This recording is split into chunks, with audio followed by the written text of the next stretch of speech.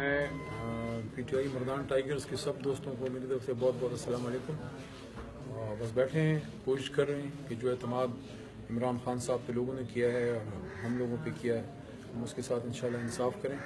اور میں یہ سمجھتا ہوں کہ آپ جب ایک دفعہ منسٹر بن جائیں یا حکومت میں آ جائیں تو پھر آپ کی ذمہ داری اور بھی بڑھ جاتی ہے اور آپ کو عوام میں رہنا ہوتا ہے, عوام کے بیچ میں بیٹھ کے ان کے مسائل آپ کو سننے ہوتے ہیں. بہت زیادہ مسائل جابس کے آ رہے ہیں.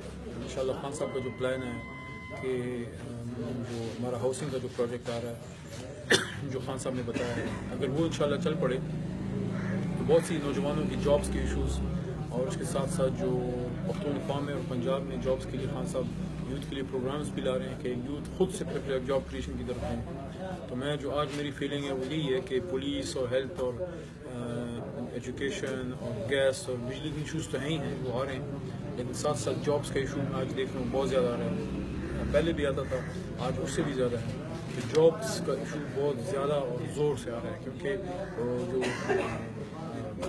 سعودیہ میں اور کویت میں اور دبئی میں جو ہمارا مزدور کھپتا تھا وہ بھی اب سلسلہ تقریباً بہت کم ہو گیا, تو وہ جاب مارکیٹ بند ہو رہی ہے پاکستان پہ.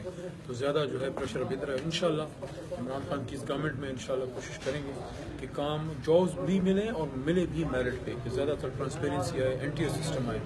آپ سب کی دعائیں اور سپورٹ چاہیے. جس طرح آپ نے ہمیں کامیاب کیا ہے اب بھی آپ کی دعائیں ہمیں چاہیے کہ ہم دعاؤں کی برکت سے انشاءاللہ یہ کام آگے چلتا رہے. میں دوبارہ P T I Mardan tigers کا شکریہ ادا کرتا ہوں, اجاز اللہ صاحب کا بھی شکریہ ادا کرتا ہوں, فات کا بھی شکریہ ادا کر رہا ہوں جو اس ویڈیو کو ریکارڈ کر رہے ہیں. میری دعائیں اور میرے نیک خواہشات آپ کے ساتھ. Thank you so much.